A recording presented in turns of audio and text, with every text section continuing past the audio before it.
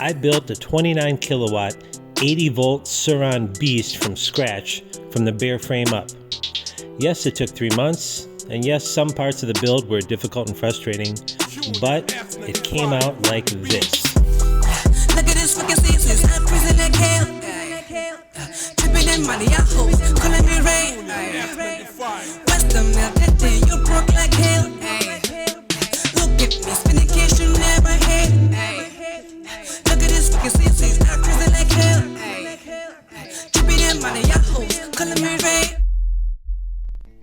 Okay, now where the rubber hits the road, let's go over the cost comparison and how I make that claim of saving $9,000. I actually was going to type up a nice title card with all these numbers on there, and after doing it, I'm too shocked and depressed. I didn't realize how much my bike cost in total until now. It's when you do it over 4 months, you know, it's kind of gradual and doesn't seem like a whole lot. Anyway, it's more than I thought. I really thought I saved $10,000 off the Charge Cycle Works bike. I didn't quite make it to saving $10,000, but I think I got away with saving $9,000. So let's go over quickly the cost comparison and how I saved $9,000. At least there's that. But it's I thought at first I'd make like this bike for $5,000, maybe just a little more than a stock bike cost, but ended up a little bit more than that. Okay, so how do I claim $9,000 savings? The Charge Cycle Works bike, which I'll put a picture of here, Nate's bike, that is, he calls it Laffy Taffy. In an interview, they were answering some customer questions. They don't have it listed on their site or anything like that, but he said to sell that bike, if they were going to build it for a customer, would be right around $15,000. So let's take that as a base price, and that's for the configuration. They built that bike at first about a year ago from when I'm shooting this, so about March of 2023, and I'm talking about the configuration it had then. It had a stock motor, it had a Manitou Dorado, Von Cat, and a 72 volt, I think 42 amp battery.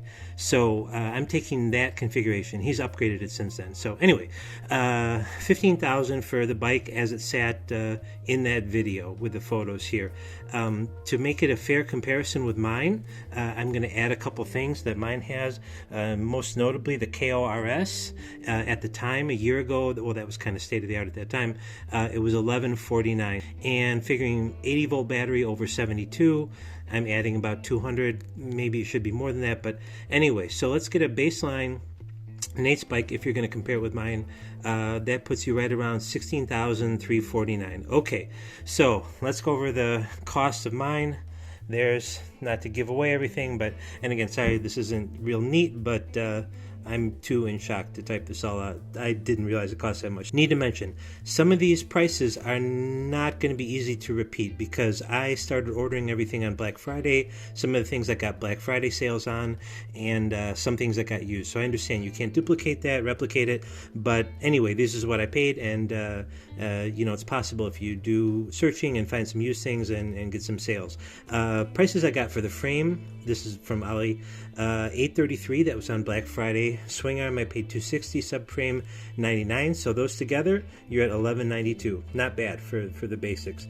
Then this messy thing, these are all the stock parts that I kept with the frame, that stayed, that you still need. So your wiring harness, all your brackets like your battery limits, your battery bottom holder, different brackets, the stock bash guard, the lock set, the bottom head bearing, the USB port, the DC-DC, those stock components are still needed. So those total from Ali were about $260. So now you're at $1452. Still not bad. Fender set, that was all three fenders was $55. The seat and the cover together, those two are about $85. So with those together, you're at about $1592. Still not bad for you got a basic frame and all your basic components. Suspension, here's where I got used items and really saved a lot, so I understand it's hard to replicate, but anyway, my Dorado used was $400. The Von Cat 10.5, I got a great deal on that for only $240. So with suspension, you're at $2232. Still really inexpensive. Brakes, I also saved a lot of money on brakes. I got quite a good price on the MT7 set. Those are 230 euros from Germany, so about $255. The MBRP also got good deal on those, about 75. The sprocket was from Amazon, so those with the brakes and sprocket together were at $26.12. Still not bad at all, really not a bad price. Now things start getting more expensive. So Warp9 stuff. These I'm talking about the Warp9 Triangle, the Linkage, and the direct stem. Those together were about $280. The Renthal MX bar I got was $99. So with those we're at $29.91. Miscellaneous AliExpress stuff. That's kind of where I cheaped out on the pegs, the peg holder brace, that chain guard, and the horn delete plate. Those together about 120 bucks. So now we're at $31.11. Still not bad. Here we get some expensive components. So the KLRS I got an amazing deal on, got that used for $490, very good price. The EBMX X9000 V2, that was $1149, used the 5% off, save a whopping 50 bucks at Charge Cycle Works. But anyway, my battery, which I made a separate video about, that total cost was right around 1,100 bucks, my 80 volt battery. So now with all your powertrain components we're at $58.50. No, expensive, but still not bad considering the performance of the bike, the level of the bike that we're talking about. But unfortunately we're not done yet. If we were done there I wouldn't feel too bad, but it keeps going. So Domino throttle, got that from Europe. It was 110 bucks. The CNC Jackshaft that I showed, 95 bucks. The Warp9 chain drive, 89 bucks. Let's see, and the Renthal R1 chain, about 50 bucks from eBay. So with those together, you are at $61.94. Still not terrible for the level of the bike, that's for sure, but unfortunately we're not done yet. So the last component that came in, not the last yet. Then can't forget the Charge Cycle Works wrap that I got, the main design component, that was 175 bucks. So with the wrap and those things, we're at $63.69. But then the very last thing, as you know, I was waiting for wheels and tires. I ended up getting 2 different wheel and tire sets.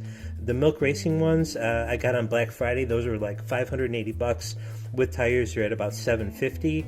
And the Warp9 wheel set I got from CCW, that was $1,050, but you need to deduct $150 because those come with brakes and sprocket.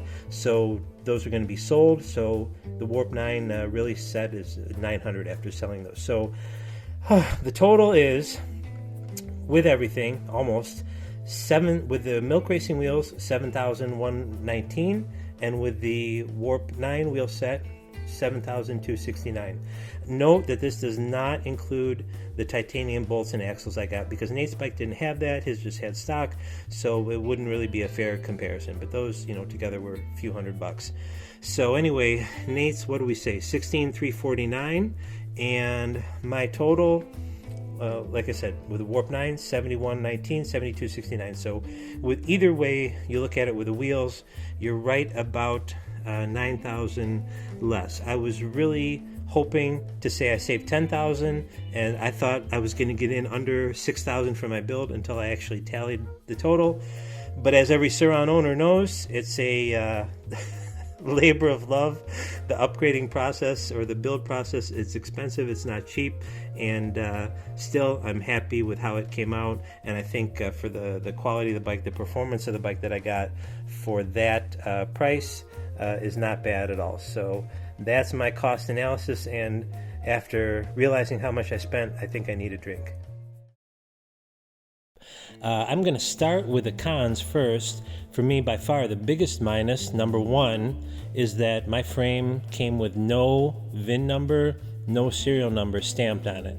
That's a big minus to me. When I asked the seller why, they said that Surron does not stamp serial numbers on frames that they sell, just the frame when it's not a complete bike. So that's a big minus because, well, for a couple of reasons. First of all, if you live in an area where you need to have the VIN number on the bike in order to register it for driving on the road, obviously you need the VIN number for that. And the other reason, of course, is for theft. It's much better to have an engraved serial number on the frame, so in case of theft, you have a record of that. So second con is the time you're going to spend sourcing all the parts and, of course, building it yourself. It was pretty time consuming for me. I spent over 3.5 months on this whole build process, but a lot of that was finding all the parts, and I was upgrading the build as I was going. Con number 3, some of the parts were quite hard to find. Most of them are pretty readily available, but some of the parts, and I mentioned those during the build process of the video, were pretty difficult to find, and I had to look all over. And some I ended up having to 3D print because they were impossible to find. But in general, the build is not really that difficult to do, building the bike, especially when you have a good how-to video like this one on how to put it together. There's another video that a guy did showing him actually putting the bike together step by step. I'll put a link to that in the description. Okay, now to the pros for building your own Surron from the ground up. Obviously, number one for most people, for me too in this case, is the money you can save. You can save way more than half the cost of buying an equivalent bike already built from a dealer. So that's a big one.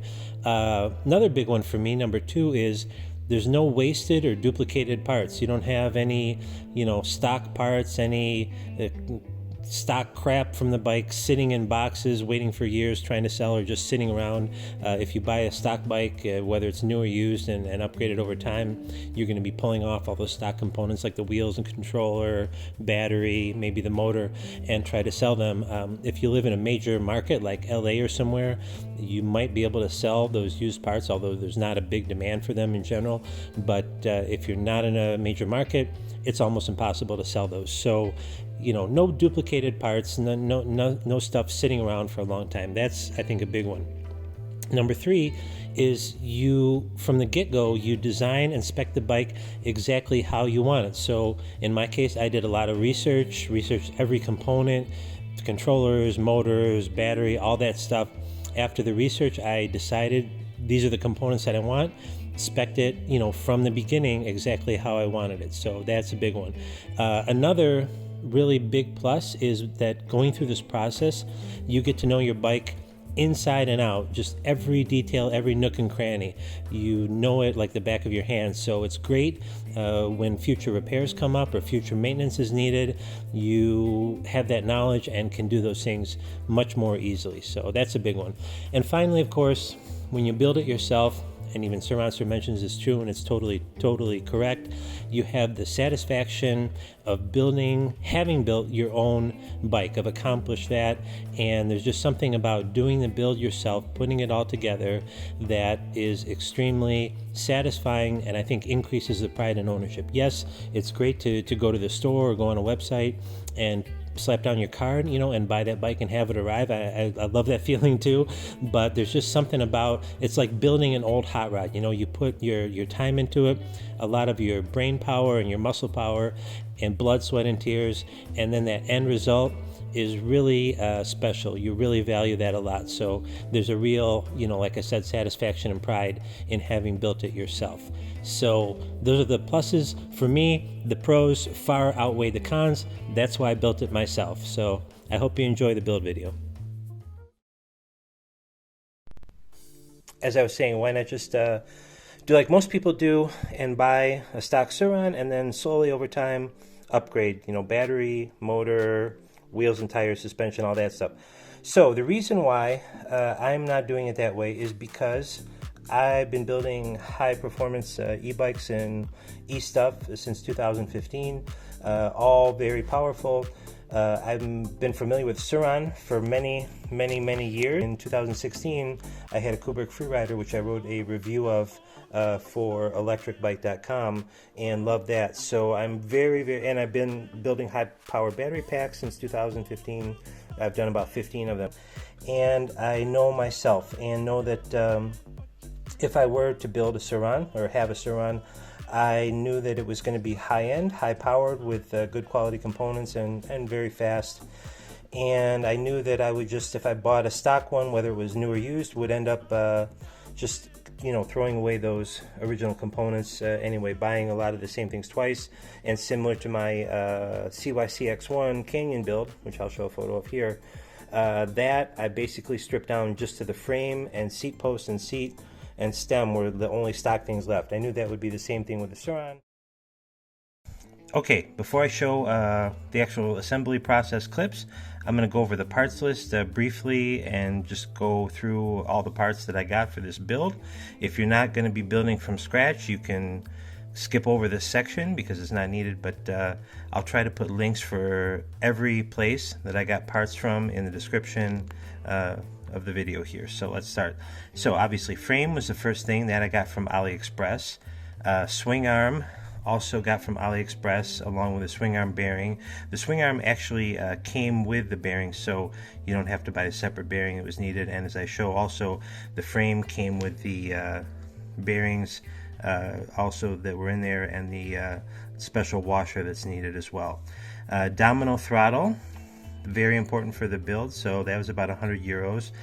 Brakes, as I mentioned, I ended up going with Magura MT7s and the MDRP 220mm rotors, so I'll put links to where I got those from, and I'll talk a little more about the brakes during the build video. Maguras are a little bit of a controversial choice. Seat support bracket, that's actually the subframe. That I found the best deal from a place in California called AIC Motorsports. You can also get it from AliExpress, but at the time I was building, they had by far the best deal. They had it for $100, and other places are like $230. By the way, some of these parts I was searching for on Luna-Cycle, and every time I was looking for a particular part, Luna-Cycle was always out of stock, so didn't end up getting anything from Luna for this build. Seat support subframe, battery lid pins, suspension link bushings. Again, all the bushings came with the frame and with the subframe, with the swing arm I mean, so those weren't needed to be bought separately. Jackshaft I actually upgraded during the build process. I started just getting the stock jackshaft, and afterwards I decided to upgrade to that billet aluminum one that you see in the build. So that actually I got from AliExpress, but that jackshaft is made by EMXQ Technic. They have their own site as well. Titanium bolts I'll discuss separately. Main chain, I got the Renthal M1, I believe it's called. The Renthal 420 non-O-ring chain, so I'll put a link to that. Also, the primary drive, I got a Warp9 chain drive conversion for the primary drive, so that is loud, but definitely needed for super high power builds like this. Put the link where I got it from. Charge Cycle Works wrap, so my wrap is the Alpine Stars wrap from Charge Cycle Works. It's made by ECD Wraps. I'll put a link to that. Wrap quality is great. ECD was absolutely fantastic to work with. I needed a couple extra pieces after I bought the main one, and they were great. Bearings, again, didn't have to buy them. I bought them, but didn't have to get them separately because they came with the frame. Motor, obviously, in my case, I got the KORS. Link, I bought that used from eBay, so link not really needed. Handlebar, I got the Renthal. Actually got two different Renthals. The one you see on the build is the Kevin Windham Chad Reed bend bar. Absolutely love that. Battery, again, I made my separate video completely on the battery build with all the detail about the battery build. So for everything about battery build, the copper nickel bus bars, the cells, everything layout, check out the battery build video. Battery box, also discussed in the battery build video. Charger, I got a couple chargers, have a couple chargers for this build. I bought just a dedicated 3 amp 92.4 volt charger. Forks, so I ended up getting a Manitou Dorado used. I mentioned in the build, so I won't talk about it a lot here because it doesn't really apply to most people. Balani I didn't go with, thank goodness. Manitou frame bumpers, so fork, again, that's not really needed to put a link. Headlight, headlight bracket, rear bracket, I'll put links to those. Wheel and tire set, I upgraded actually 3 times before the bike even went on the road during this build process. So wheel and tire, the finished one you see on the bike is a Warp9 set from Charge Cycle Works. I originally bought OEM wheels back in November, was going to just stick with that to do a budget build, then decided to upgrade to Milk Racing. The Milk Racing wheels took 9 weeks to come, and when they came they were the wrong color. I sent them back, and anyway, it's been 4 months now. I still don't have my Milk Racing wheels, so I decided I wasn't going to wait any longer for Milk Racing, and I got the set from Charge Cycle Works, which they shipped in like 3 days. Okay, so wheels and tires. Battery cover lid, battery lock cover. I'll try and show photos of some of these while I'm going through this, of course. Those are AliExpress, obviously. Front and rear axle spacer set, you need to get that. Also AliExpress. Number plate, I got the stock one to begin with, but when it came, I saw that it was basically like a sheet of paper, just really cheap, so I ended up getting the ODI. I'll put the link to where I got that from. They seem kind of hard to find. Battery limit front, battery limit left and right, battery limit lower. These are the the little pieces inside the frame that hold the battery in place. So those are all AliExpress, and I'll put the links to those. Okay, page 2. Rear inner fender. That is a plastic piece that goes underneath the seat that's held in by little plastic rivets. By the way, it comes with the plastic rivets. You don't need to buy those separately. So that was AliExpress. USB port. You need to buy that, obviously. Seat fasteners. Like I said, I bought those. I actually ordered a second set, but they do come with the rear inner fender. Rear caliper mount. This is needed. No, it's what your rear brake caliper goes on. The stock, note that it's made for a 203 rear rotor. So if you're going to use 220s like I did, you need to get an extension. As I wrote on there, the QM46 is the Magura extension. Circuit breaker, I bought but ended up not using, because when you do use a super high power harness like the QS8 with a 6-gauge wire, the circuit breaker is no longer needed. It's no longer in place. You can use a big fuse if you want, it's a good idea, but circuit breaker is not used. Bash guard, for now I just got the OEM. I know a lot of people talk smack about them, say they're weak. I haven't ridden the bike even yet, so I don't have that experience. Probably will upgrade it in the future, but I'll put the link. Lock set, obviously that's your matching lock that goes, the lock on the battery cover there, and then also the ignition key. So that was AliExpress.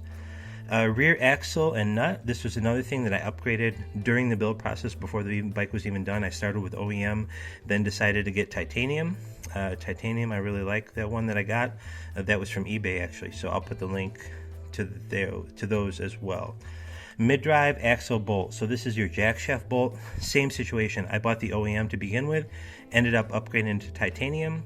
Looks really nice, looks really strong, and feels strong, and I'll put the links to those. Head bearing set. So this is for, I have to explain, you need to get both the OEM set. I had to also get a low profile wolf tooth upper set. The lower head bearing set, that is the cup and then the bearing and the bearing race. That is absolutely essential. And then the upper is very tall. It's about over 10 millimeters, like 12 millimeters high. I had to get the wolf tooth low profile because my fork that I bought used had the head tube cut kind of short. So, and anyway, I ended up using both of those, but for the stock, I only used the lower part of it.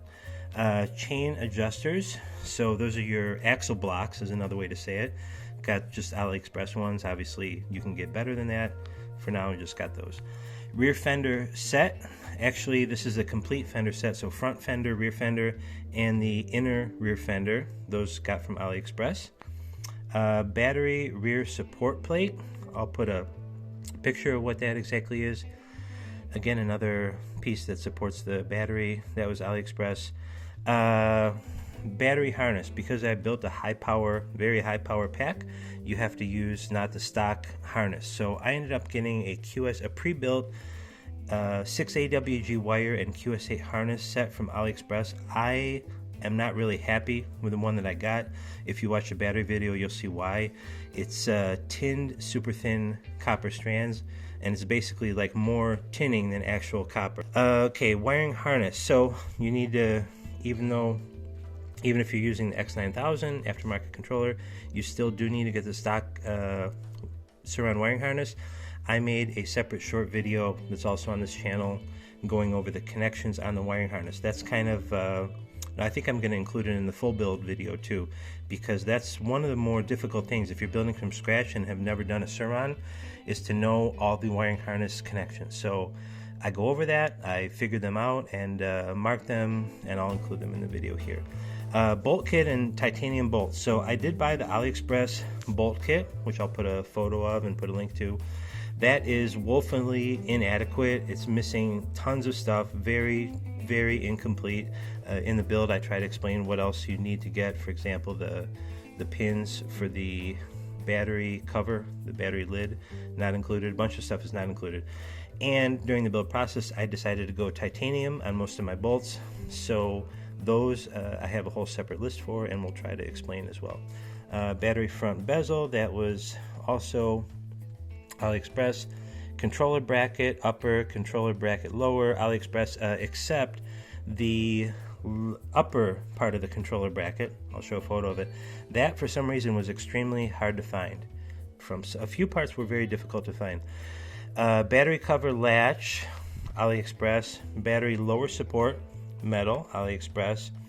Rear shock, I also ended up upgrading before even finishing the build. I originally was going to get a DNM. I did get a DNM just for price, but ended up upgrading that to a Von Cat 10.5. So that's what I got. But I'll put a link to the DNM if you're interested in saving money. Light switch, actually didn't end up using that. Central control cover, I got a blue anodized one from AliExpress that's really nice quality, very much like it. Sport horn switch, I actually didn't end up using that as well. It kind of looks like crap with all my nice clean control setup that I have with the Egg Rider. Didn't end up using that, but I'll put a link to it. Those are AliExpress. Rear sprocket, I ended up getting several different ones, 54, 58, and 60. The 58 that I have on the bike now is from Amazon. I'll put a link on there. Those bolts for the sprocket are M8 by 16. I just used the stock ones from Warp9 for now, but I did get titanium for that as well. Triangle suspension linkage, another upgrade during the build process. I originally got just the AliExpress set, which was really nice for the money. No problem with that whatsoever, but decided that I really wanted to go with Warp9, just to kind of put it on a higher level from the start. So got Warp9. Very happy with those as well. Seat, OEM, ended up buying 2 seats to do 2 different color seat covers on, depending on how much neon I'm in the mood for. So put the links for that. And the seat covers that I got are from Enjoy Manufacturing in Florida. Super nice, very happy with those seat covers, so I'll put links to those as well. Pegs, just AliExpress. The peg holders and cross shaft, I kind of went cheap on these. Just got AliExpress for the peg holders and the pegs, and the horn delete cover as well, and also the motor sprocket cover. I did sort of the cheap way, just with AliExpress, and all those together were like $200. You can spend much more on those if you go with Prickly or Warp9, and I'm sure Prickly and Warp9 are better quality, and I may indeed upgrade to those in the future for those parts. But for now, just AliExpress. Controller, probably the most important part of the whole build, besides the battery. The brains of the bike is the EBMX X9000 V2. Can't recommend it more highly. It's the best controller on the market as of right now, early 2024.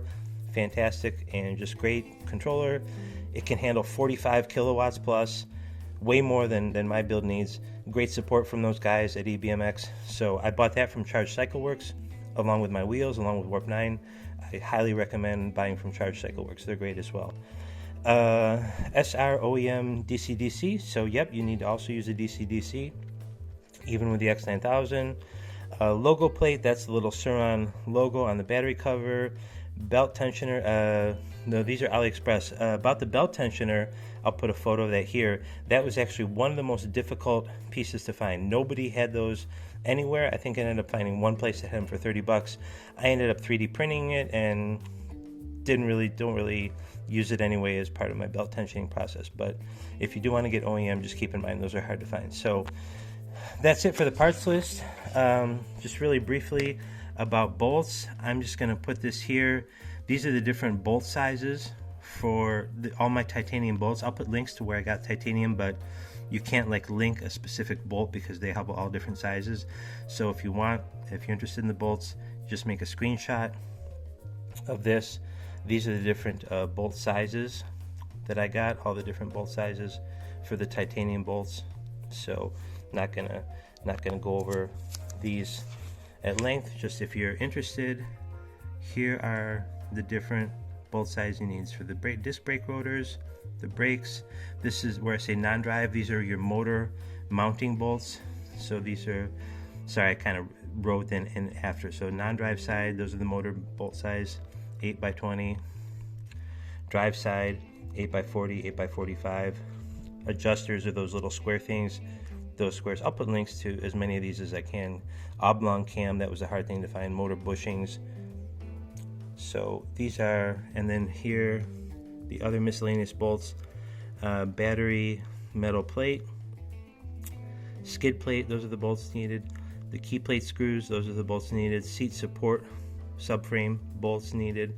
Lower controller bolts, those are the sizes needed. Upper controller bolts, rear sprocket bolts needed, and as I mentioned here, the disc brake rotor bolts on top. So just if you're looking for the individual bolts, you can screenshot this, and those are all your different bolt sizes needed.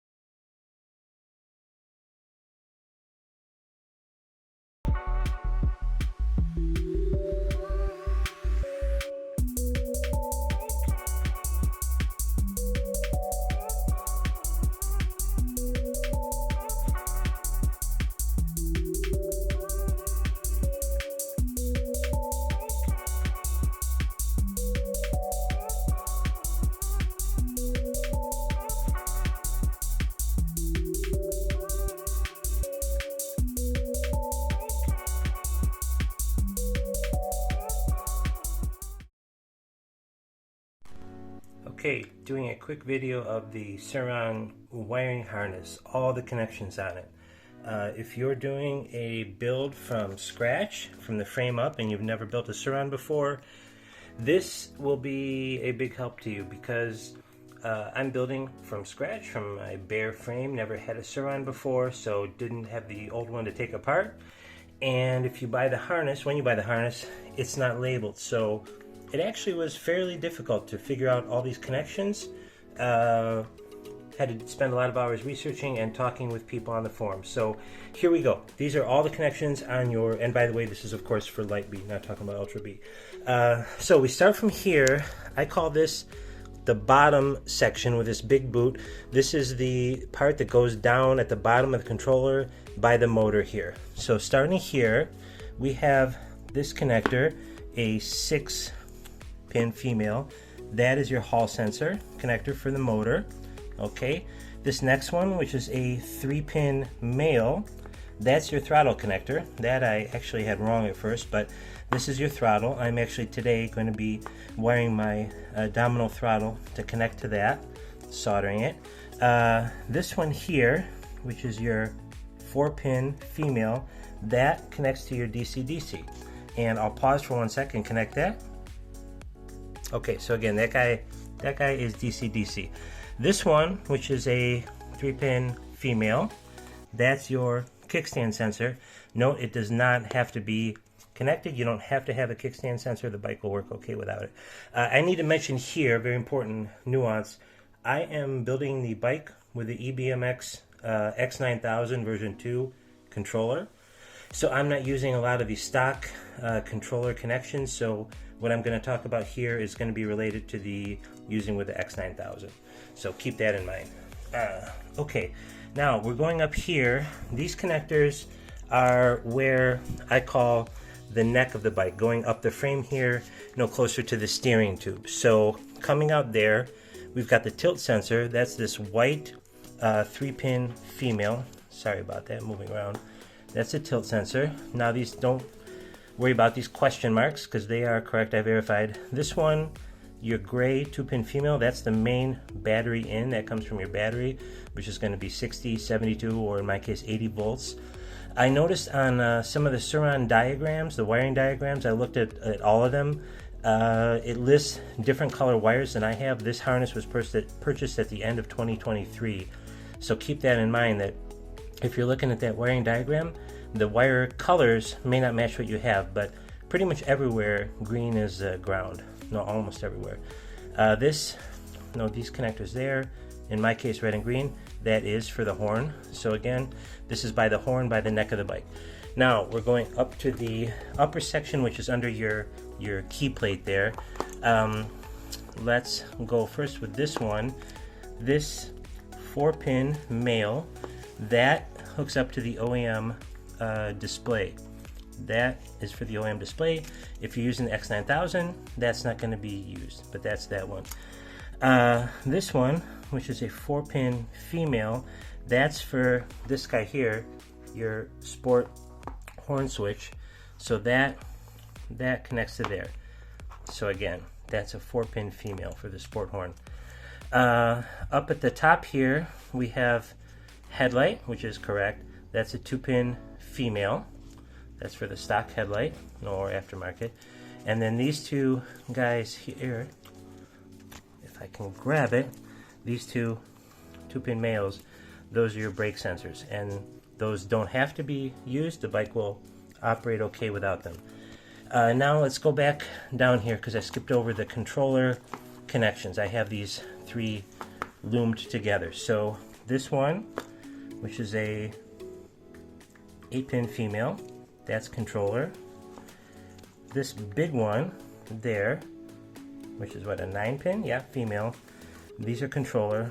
And this 3-pin triangular female, that's a controller one also. However, when you're using, that's for stock. When you're using the X9000, this guy is not needed. But actually, I do need this guy because this is what I need to connect to my Domino throttle. So I'm going to be chopping this off and using this one for my Domino throttle connection. But just keep in mind, for the stock controller, this is needed. I don't know about BAC, but for the X9000, this is not needed. So let's see, we went over all those controller connections. Display, I mentioned that. That's the 4-pin, no, I'm sorry, 3 pins male. Sport horn, which is that guy, female, which connects to that switch. Now, this is by your key switch. Now going further up, we've got the, obviously your low voltage fuse. Sorry, I'm moving around here. That's there. Then these two, which are loomed together, logically, they're together because the key and for your USB power. USB, is these connectors, in my case green and black. Key in my case is brown and red, but again, on the wiring harness, diagrams I have, some of the connections are different color. Now we're going further back. These are going along the seat, under your seat to the back of the bike. So, I'm sorry, not all of them. This long one is. This is for your battery OEM, the one that plugs into the top of the OEM battery. If you're using the X9000, if you're using an aftermarket battery, this is superfluous. It's not used and not needed, so you can, waterproof it, fold it up, and put it away. Now, this thin lead is going to the back of the bike under the seat. I originally thought this was throttle. Obviously, it's not right. This is for the factory GPS, which I actually wasn't even aware of that was available, but that's for the GPS. Pretty much not used by most people. And then this little ones here, those guys, that's for your tail light. So that is pretty much it.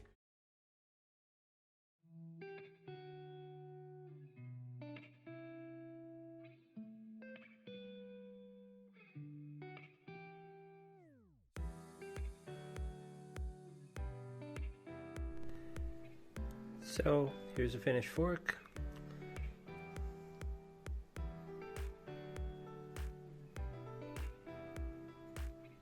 After painting.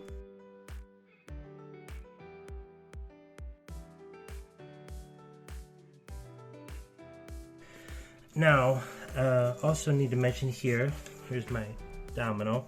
On the Domino throttle, in general, the 2 greens are not needed. Those are just ground. And generally speaking, your blue on the Domino is plus 5 volts. Your white is ground, and black is signal. So I need to figure out between these 3 which is which. So that's it. Just to let you know that if you're looking at this, depending on what year, what era, wiring harness you're using, it's going to be different colors. Old had black, white, and green. This one, like I said, from late 2023, it has these colors. Okay, just doing a quick clip here about the Domino throttle.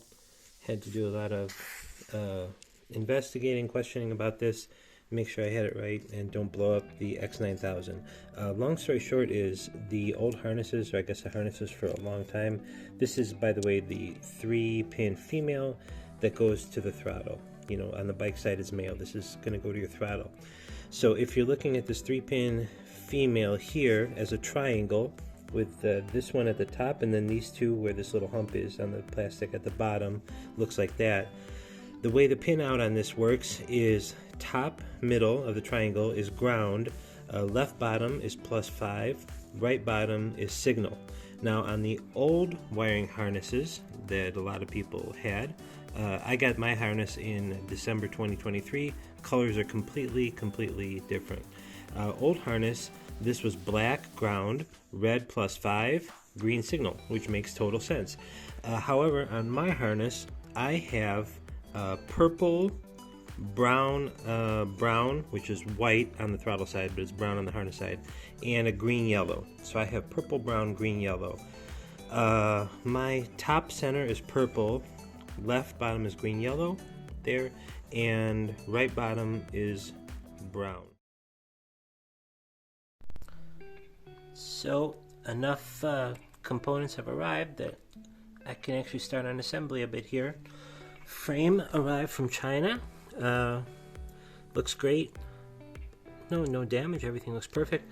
Only one little negative I can see. There's no serial number anywhere on the stem or anywhere. So that's kind of a minus for theft protection. This came from AliExpress. The subframe, actually, I didn't get from AliExpress. I found the best price from a place in California called AIC. So that arrived okay here to Ukraine.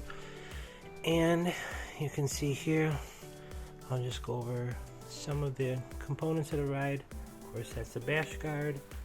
That's our fake carbon fiber cover. No stock seat for now. Wiring harness I've already shown. Let's see what else we've got. These are all your battery plates, battery mounting plates. This I don't think I've shown yet separately. That is the Jackshaft, high performance replacement Jackshaft. But Swingarm is not here yet, and the little insert, the unusual washer for the Swingarm is not here also. Got some more of the titanium bolts here. These look really nice. These are M8, your frame bolts. These are also M8. Those are going to go where the subframe is. Little M5s, those are needed also. And then here, these are M6s, different lengths. These are going to be the suspension bolts, for the riser and triangle and rear shock. And then have some nice M6s, different lengths for the frame also. I got all these separately from AliExpress. As I mentioned, I'll try to put as many links as possible. The price difference is pretty significant between ordering directly from Ali versus Warp9, for example. Like they're at about $300 for the whole frame set, and in general, I paid about a third, maybe a little over a third, ordering them directly from Ali. And quality looks really good. Hopefully they're real. I mean, they're light. Hoping they're real titanium. One other quick thing I forgot to mention regarding the frame.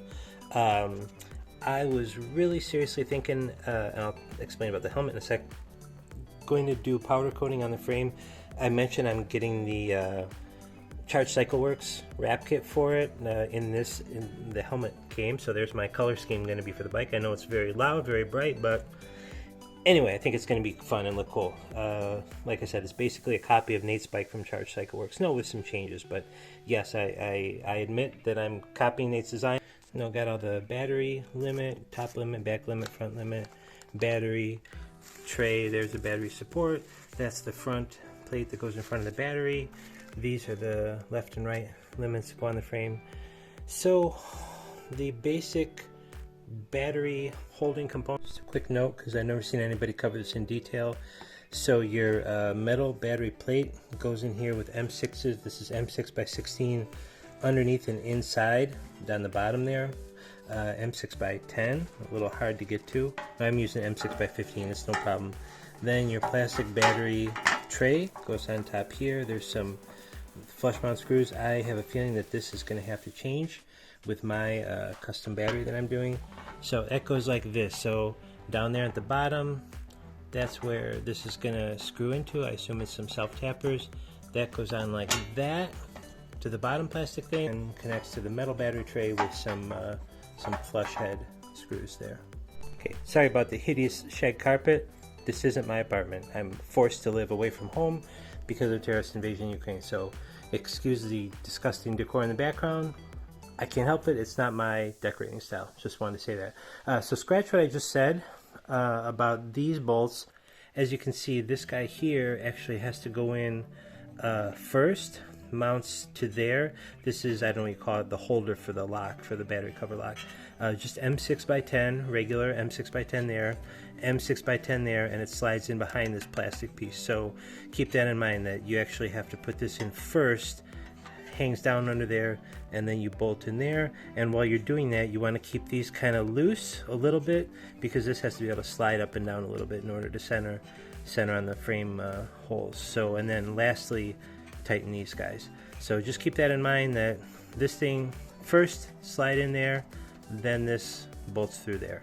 Okay, about these, I did the lock washer behind the brackets here, and that seems okay. Got these bolts nice and flush for the back, so it's not sticking out to the battery. This front battery limit plate, these are M6x12s. Well, it says with washer also, I didn't use there, but it seems okay. And again, these don't need to be titanium because they should be hidden by the controller. Alright, another mistake here. That's why somebody needs to make a guide for this part here. No, you saw where I'd already put this all together. So don't do that immediately like I did. This bolts through to that same hole, to this bracket. These three parts go together. And this, according to the parts list, is an M6x16 hexagonal shoulder screw, hexagonal step screw, bolt. Anyway, M6x16 with this wide head. That was my knee. And then you can tighten all this back up. So just keep that in mind. Don't put this together. Don't make the same mistake I did until you do the lock, because the lock bolts to there too. So that's why a guide is needed. And these guys here, there, and on that side, those are your upper left and right battery limits. These just use M5x10, the flush head, and they also act as routing for the wiring harness going down. So for now, just finger tighten these, because later, obviously, gonna run some wires down the side there. Well, I think that is gonna be it for the first day. I think got off to a pretty good start. Had to redo things several times because I didn't know what had to go before what, but that's why an instruction video is so sorely needed for this. So what did we do to get started?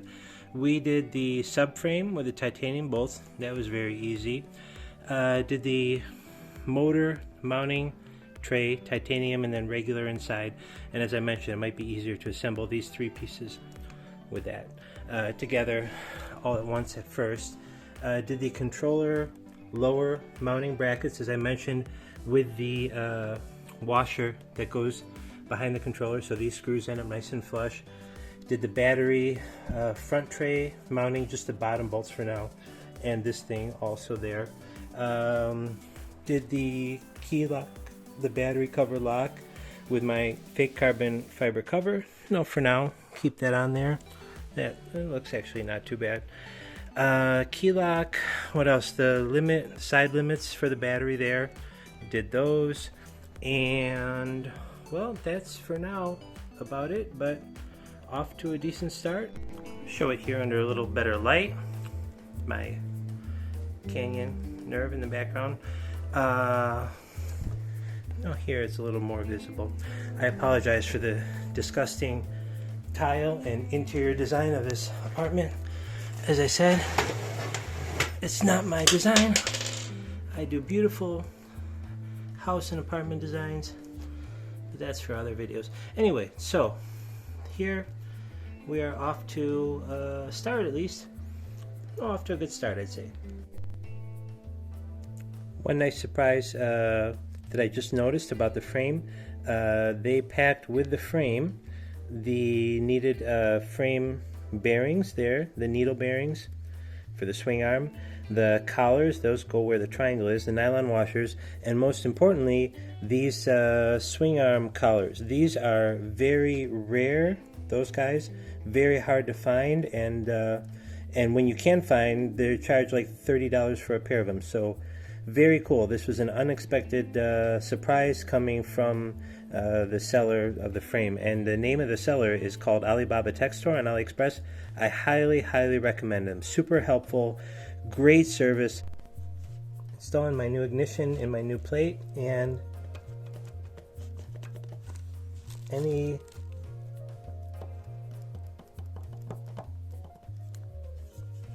ideas so it's not wobbly? Okay, getting ready to do seat install here. Seat has these bolts on the bottom. These get M6 lock nuts, and then also they have it as lock washers. And just keep in mind when you put the seat on, before you do the nuts, no, on the back here too, the fender, rear fender needs to go under the seat through these bolts in the rear, and then so you're mounting the rear fender at the same time as the seat.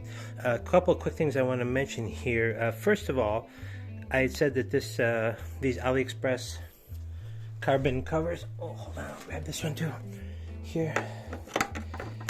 No, I said that they look pretty nice. I was overall pretty happy with them. That's backwards, by the way. Hold on, let's try and get that the right way. No, in general, I was pretty happy with how they looked, I thought.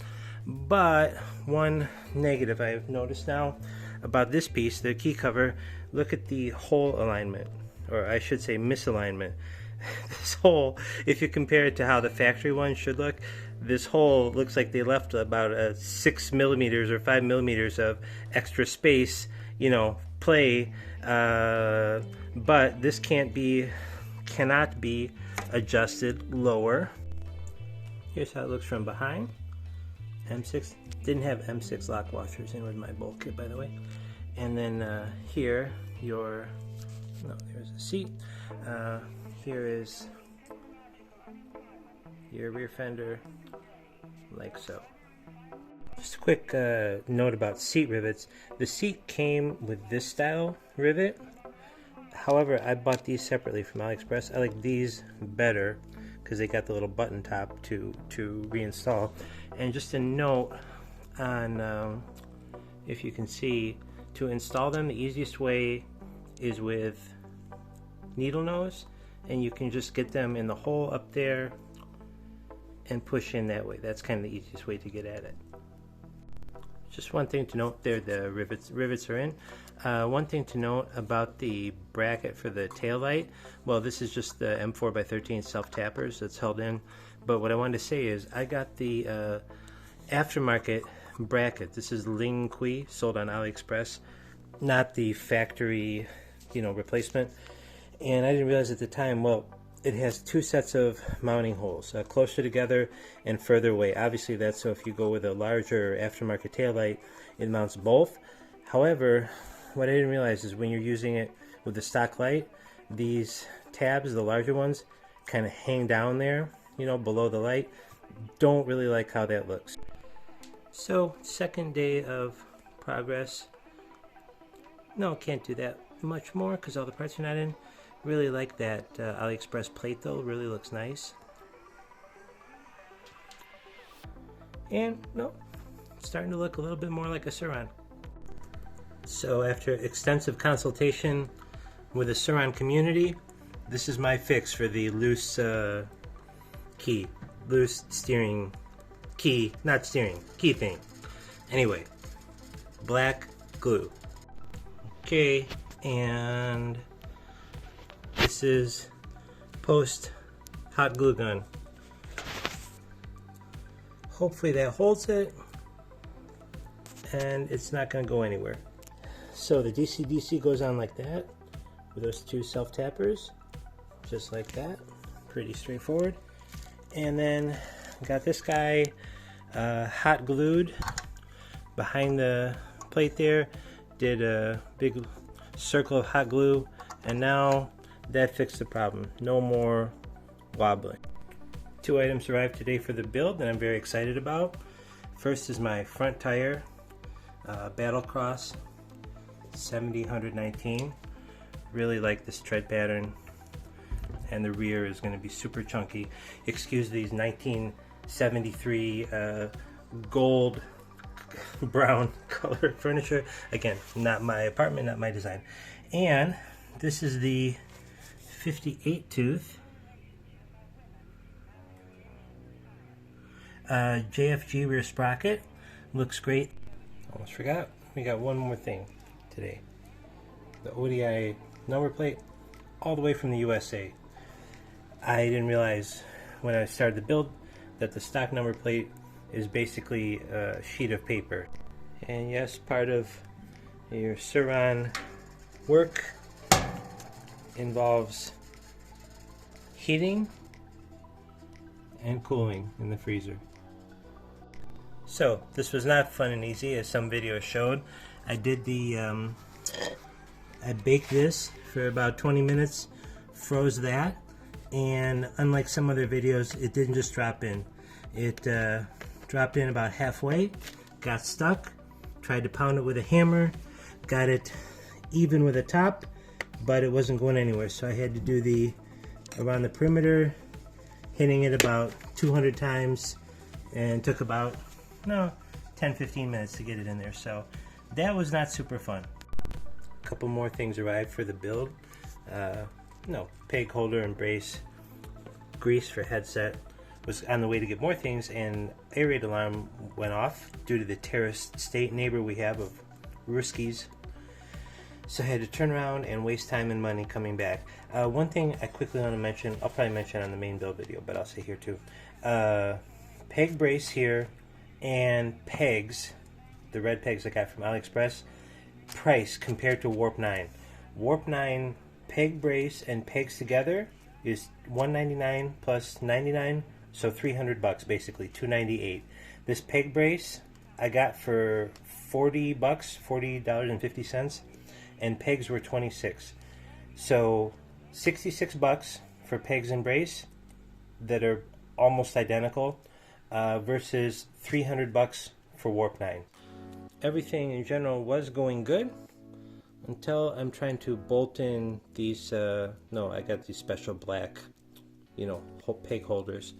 Trying to screw the bolts on that came with the kit from AliExpress, the Surron bolts, and it's going really tight. And I'm like, what the hell?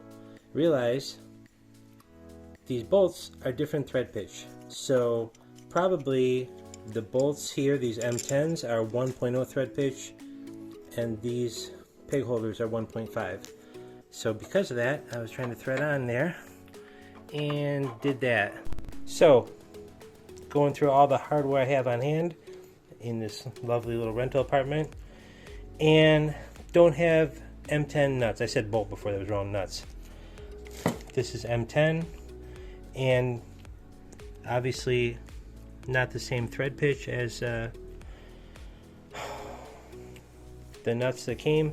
Anyway, the short version is that hardware bolt kit that is sold from AliExpress is basically a piece of shit. New ones, but anyway, just so you're aware, guys, if you do decide to get these cool looking black ones, they do not come with nuts. Would be logical, wouldn't it, that if they have a non-standard thread pitch, include the matching lock nuts with it.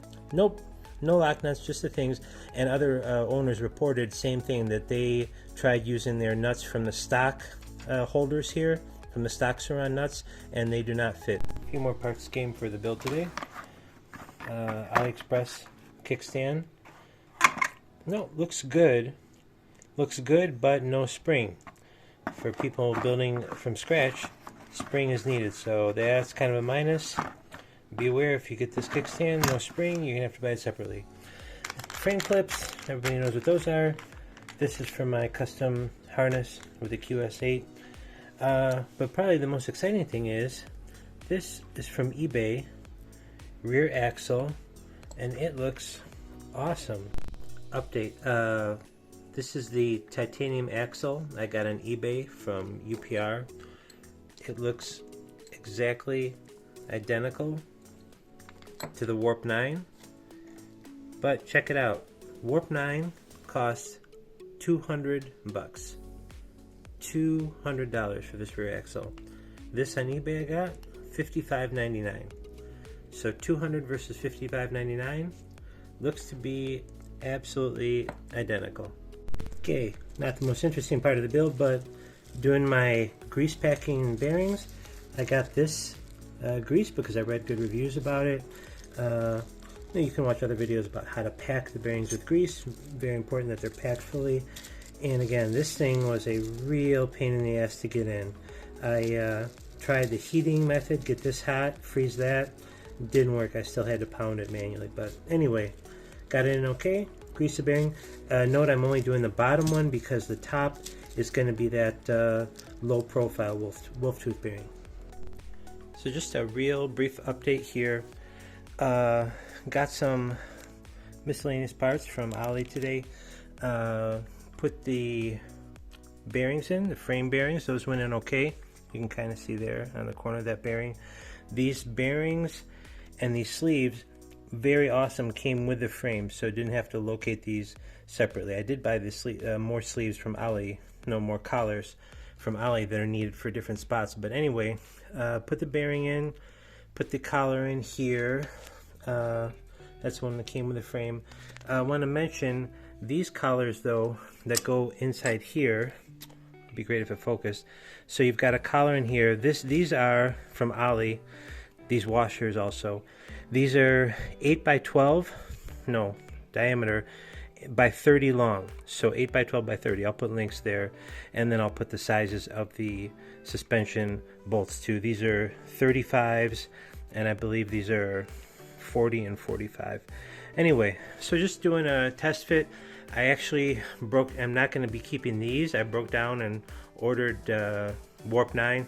Decided just to go with those, spend the money on them. So these I'll be selling.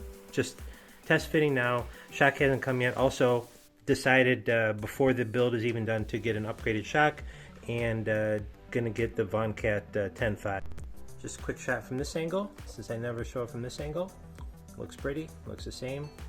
Sorry about the messy background, but again, it's a rental apartment due to terrorists invading my city, so it's the best I can do for now. And it's starting to look like coming together. One more quick thing I forgot to mention.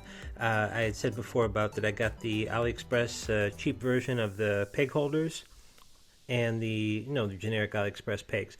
No, pegs are fine. These peg holders are fine in general also, but I do need to say they are lacking a lot of material here. Don't know if you can see that clearly. It's kind of dark. No, they're kind of thin. This section here is thick there, and then this section is thin, similar to the design of the stock peg holders, the stock Surron ones. Now, I don't have the Warp9, but I did notice those are much thicker. Like here, it's all solid, thick material, like just the same thickness going all the way up. So obviously the Warp9s are sturdier, heavier, and going to be stronger.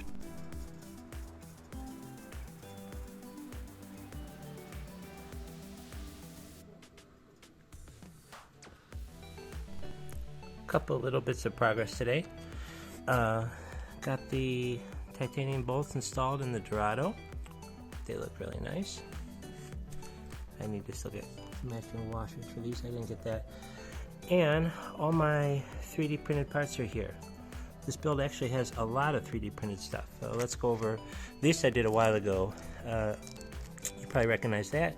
That's the cam adjustment lever for the motor. Belt tension, I couldn't find that anywhere. Looked everywhere, couldn't find it. Found a 3D printed file for it, so did that. I understand the original's metal. This is hard plastic, so it might not last. We'll see, but I couldn't find it. These you probably recognize. Battery lifting thing.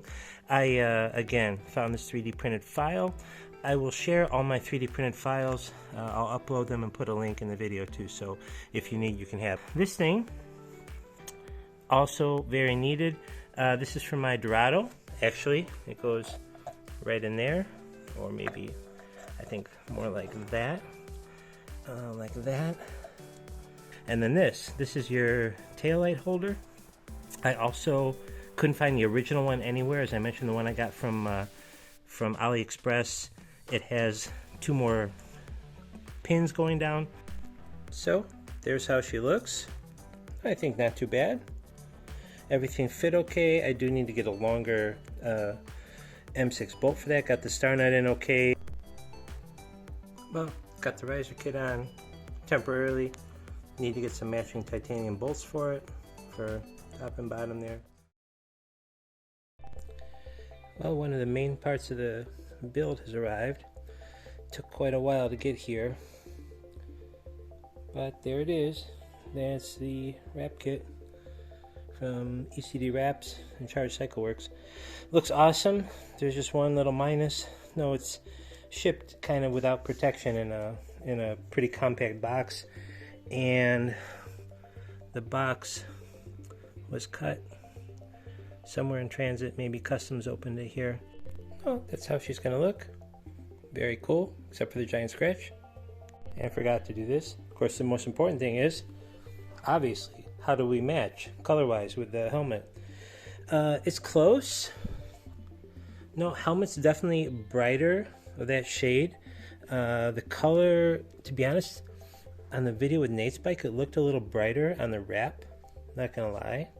It doesn't look bad. It just, it's not quite. No, maybe. No, the other thing is, I guess you need to think about it in the sunlight. With the sun reflecting like that, yeah, I mean, it's pretty close. Still, it looks good.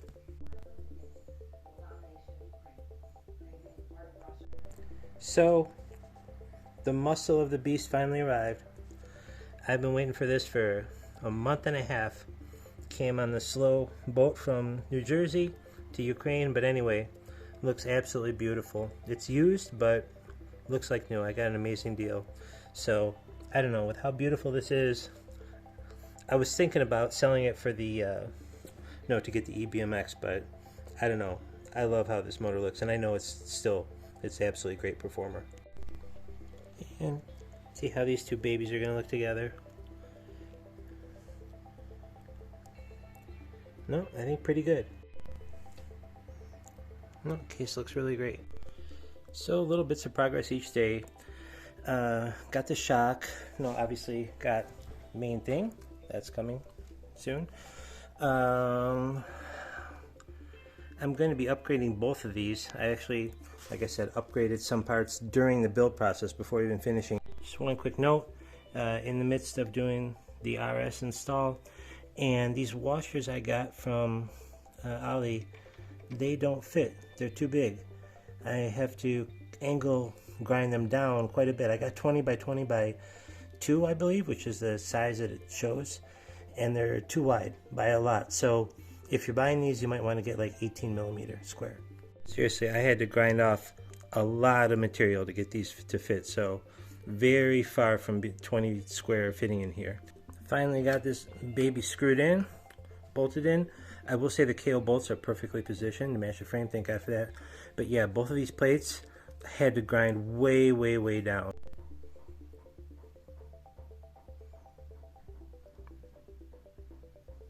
One little thing to note, I just realized after I bolt everything in, my hall sensor wire was stuck up in there. So just be aware of that when you do an installation. Don't do what I do. I had to unbolt the front, drop it down, and bring that back out. So do not crush your hall wire above the motor.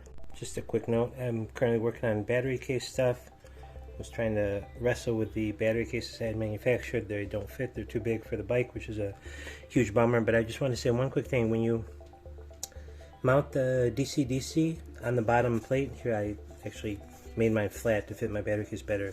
This part below is just kind of hanging, and these break really easily, so I strengthen them with hot glue, and also I'm going to put a dab of hot glue, a couple dabs under there just to support it, because like this, it's just hanging only supported there, nothing supporting it back here, and it's kind of heavy. So I'm just going to put a couple dabs so it's supported, and so those things don't break. Horn came in, I know, not super exciting. Maybe we'll delete that and put a plate on later, but in general I want to have a horn.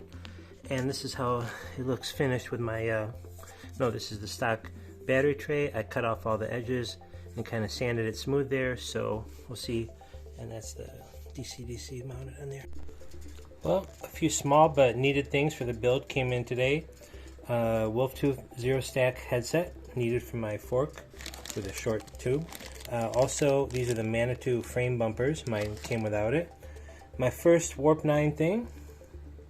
No, the direct stem mount in blue. Second Warp9 thing, spacer for the front brake rotor, and the Renthal nano ring chain. Well, I was afraid these three different blues wouldn't match, but actually I think they're going to look pretty good together. Not bad at all. So decided not to wait till tomorrow for the headset. I was looking for instructions on headset installation. It's just basically put the cup in, protect it carefully with a rag, hammer it in. It comes already greased, but I'm going to put some more grease in there. Then that guy goes on, then your tube goes through, and this goes on top. It comes with a star nut, but my used fork already has a star nut in there, so I will use that. Okay, got the lower headset cup in. That's all set. Bearing on the fork, so we are ready to put it in. And just like that, we got a Manitou Dorado on this baby. A couple things to note. Basically just stuck the fork tube in, shoved it through, no problem. Pounded this on. This upper race is whatever this is called, stanchion is very tight. And as you can see, I have very little extra space up here, so I definitely needed this 5mm Wolf Creek upper headset, because I've got maybe 7 or 8 millimeters there for my ring and top cap. That's how the Warp9 direct stem's going to look on there. Very sweet. I got the titanium bolts for this. I did not get the length titanium bolts for the longer extended version like that, because I don't know how I'm going to use it. I know one thing though, I don't really like the physics of how it is with these extensions, because you got 80 millimeters of bolt held in by like 10 millimeters of thread down there, and 80 millimeters held in by 10. Kind of a lot of, torsional forces going on there. So I think I'm just going to leave it on the lower for now. Okay, working on wiring harness now, because that's the next thing before the controller can go in. Measuring length here. Well, actually, obviously that's reversed, but measuring the length here. A couple things on the harness here. As I mentioned, my colors are totally different than on the old diagrams. Anyway, this is battery in, I said by Horn. On my harness, green is negative everywhere, so here this pink is positive. And what I have to do on this, by the way, this QS8 and 6 gauge, this is from AliExpress. No, it seems like it's great quality. QS8 anti-spark, and these are from AliExpress also. What I have to do is on the end where I'm cutting and putting the connectors, I also have to do a small wire with this that goes to that positive connection on the harness. I just took the connector, sorry it's not focusing, I took one of the brake sensor connector females off the harness that I'm not using and cut it off, and so I'm going to use that for this battery positive that goes in the wiring harness.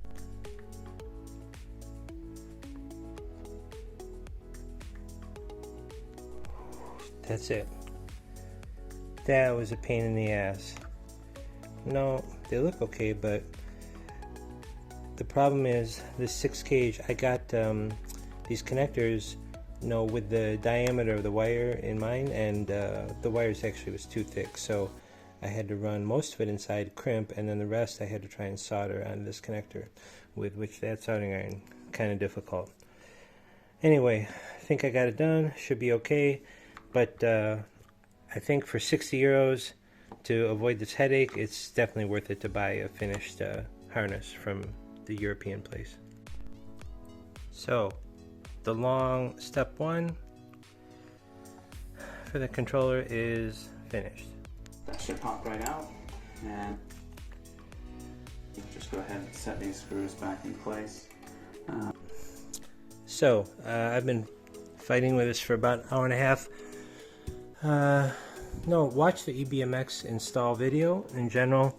Biggest issue is obviously running all the thick wires up behind here.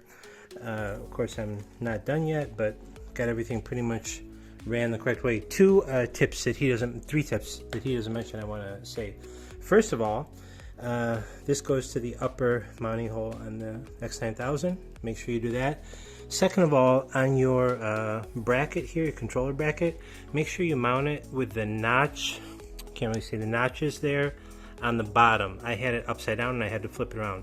The holes have to be in the lower position, so notches on the bottom for that if you're building from scratch. Like I said, that goes in the upper. Other thing is, it's much easier if you remove the horn or just loosen it and move it out of position because it's really in the way for mounting that. But no, follow the EBMX video. Everything is good on it, but like I said, they don't mention about that. They don't mention about this with the notches upside down and the horn. And holding the horn cover on, there's a short one, I believe, is in the top. And one little bit of a bummer, trying to put in this upper controller cover there, and I got M5 titaniums, these guys, especially for that, but the hole in the X9000, it's too small. One tip: run your throttle cable before mounting your X9000. I kind of didn't and just had to remove and reinstall, so not too fun. Throttle cable goes behind here. Throttle connection is down here for some reason. I don't understand why. Makes no sense. Should be up there, but anyway, run the throttle cable behind there. Oh, good. First. Okay, kind of got everything wrestled in there. Ready for sort of the moment of truth. Connecting my Domino. Temporarily hooked up the egg rider and the thumb braking, and gonna connect my Canyon bike battery to it, see if everything powers up okay. Tell you the truth, I'm a little nervous. We'll see. Yes, the light is on. Oh, and the egg rider's on. 23 air 23. I have to see what that is. Okay, so it says, I looked in the manual, it says 23 is aftermarket, no, throttle calibration voltage problem. Anyway, throttle voltage problem. Oh, this created some serious stress. Long story short, she's alive and working. Thank God. So if you guys are doing this, if you get Air 23, it's throttle voltage. The throttle voltage needs to be calibrated through the app. You have to download the app, start it, and then there's a motor calibration, and there's a throttle calibration and a thumb throttle calibration you have to do. Did both of those. Kind of weird thing about Domino, I'll tell in a sec. Then the other thing is you have to set motor type, so I set it to KORS. You do the Hall sensor calibration for KORS. It was turning it back and forth, so that was okay. Thank God, connection's okay. Then, no, something kind of strange about the Domino. When I first did the Domino voltage calibration, I you tell where the zero is, then you tell where the full is. When I did full throttle, it kind of quickly turned it, and it showed like 1.5 volts, or then 0, and then 2.5. Kind of weird. When I slowly did it again, slowly ramped up the Domino throttle, it went from 0 to 4.95 correctly. So that's kind of weird. I don't know. I may have a issue with my throttle. I don't know. Anyway, got that all set up. The calibration was turning the shaft okay, and then I'm turning the throttle, nothing. I realized I had it in mode 1 or mode 0, I don't know. Anyway, I put it up to power level 3 and we have power, so thank God. Yep, very happy to see this working. Until now, I wasn't sure if my motor even worked.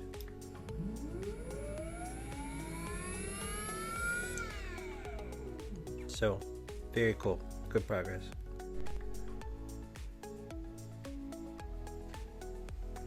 Bash guard on, was a bit tight with all the wires there. Sorry for the messy background, I know it doesn't look good. Anyway, good progress. Well, two important deliveries came today. First, 54 tooth sprocket. I started out thinking that my sprocket is going to be cheaper than a gear set for the mountain bike, no, than the King & Nerve, but decided, no, I need to try 3 different gear ratios, so actually more expensive. But this, been waiting seemingly forever, that's super cool, very important thing, so can't wait to get that baby on there. So this is a little strange. I just opened my Warp9 drive kit, and it was in sealed plastic, but it looks used. Like there's dirt marks from a chain. I just tried cleaning this side of it, didn't really help. But it definitely looks like there's marks from, like it was ridden with a chain in the dirt. Kind of strange. This one looks brand new. No, but the large one, I mean, see the dirt on there?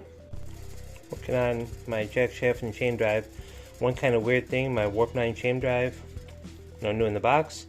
If you look, my large gear looks like it has some motocross dirt on it, like it's used. So there it is, my new/used chain drive. I tell you, whatever this shit is, it is really on there. I've tried cleaning like 5 times now with a stiff bristle brush and chain cleaner, stick remover. Removed a little bit, but this other stuff, it's not coming off. And don't know if I shot this yet. Other important part of the build came from Germany. MT7s. No, these I'm not as excited about because I've already used MT7 race lines and MT5s. Great brakes. I know they're kind of controversial. Some people don't like them for the Surron, but I love them. I think they're great. So this is what the bike is getting. There is a triangle and linkage. Interestingly, I ordered the V2 linkage but got the upgraded V3 with the Zerk fittings for the grease, so that's cool. So actually the V2 I plan to get because it's a more direct comparison with AliExpress. Now it's not really a fair comparison, but still I'll try to compare the build quality. So I'll get that Ali one off the bike and see what the difference is between these two together. Are almost $200, I think about $190. Well, I'm counting the V2 because this I got upgraded for free, I guess. About $190, and the AliExpress, both of those, in general, they're about $85. I paid about $70 on Black Friday. So let's talk about a couple things. First of all, on the the fit and finish, the quality. These are, the AliExpress is totally fine. It's, nice heavy duty aluminum. I mean, it's really not bad. They feel very heavy. The bearings, if you can see in there, the type of the bearings, I think they're HKS, Japan bearings. Notice on this, they do not come with the collar or the nylon washers that you need. These I bought separately from AliExpress, so I just put that there to show. These are not included. Actually, it comes with a frame kit that I got too. I building from scratch, frame up. So this looks like it has good quality needle bearings, HKS, no problem with those. Now I know that there's an upgrade on the these V3.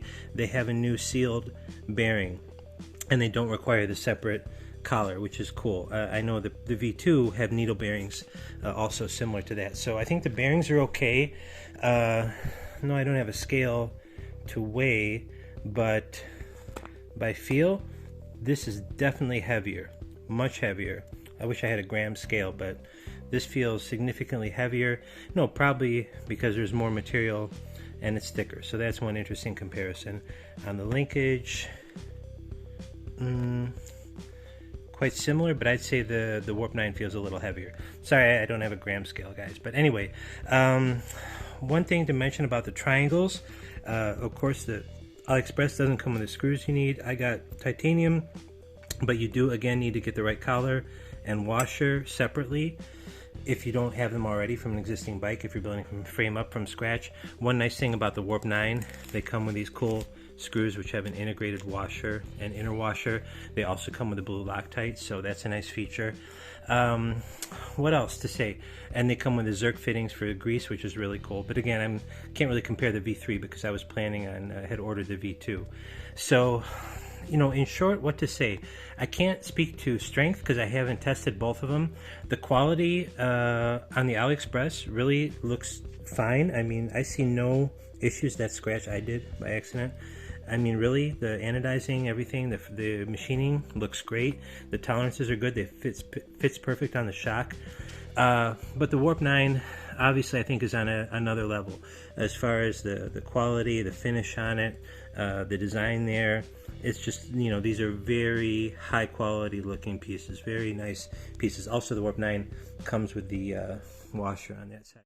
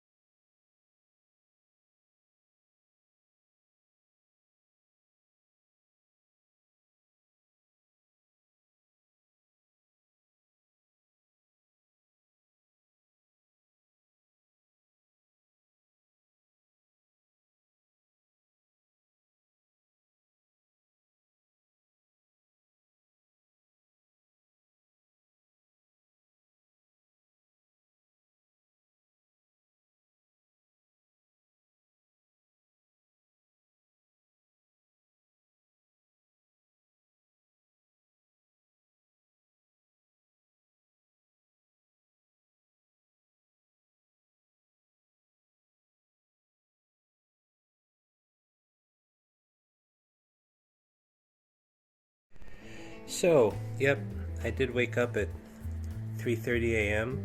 thinking about the Surron build, realizing I forgot to put in my spacers here in the frame, so I had to take everything apart.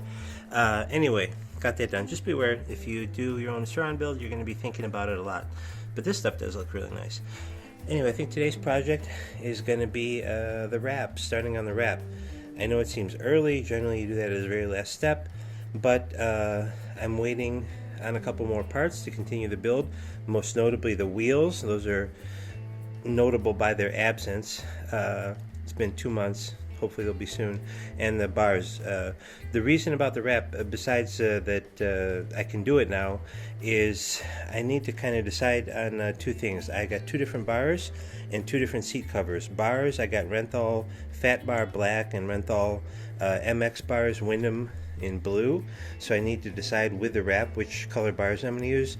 And then seat covers, I got 2 different types, with just neon yellow stripes or with a whole neon yellow top. So kind of need the wrap color to decide which of those are going to be used.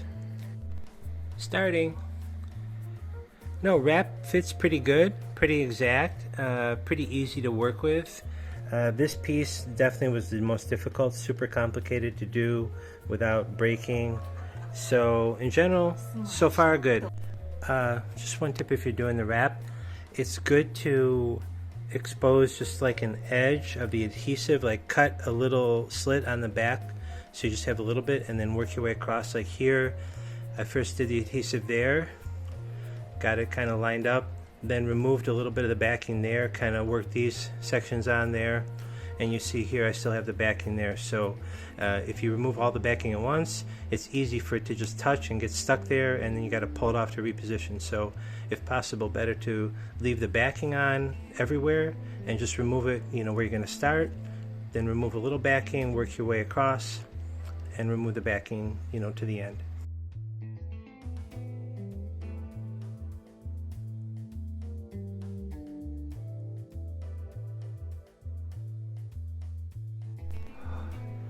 Not gonna lie, Swingarm was not fun or easy.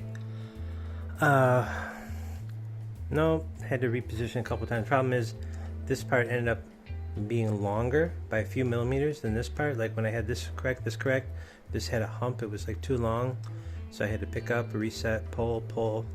Still not perfect right there, but anyway, this is like, if you do this, allocate a full day for it.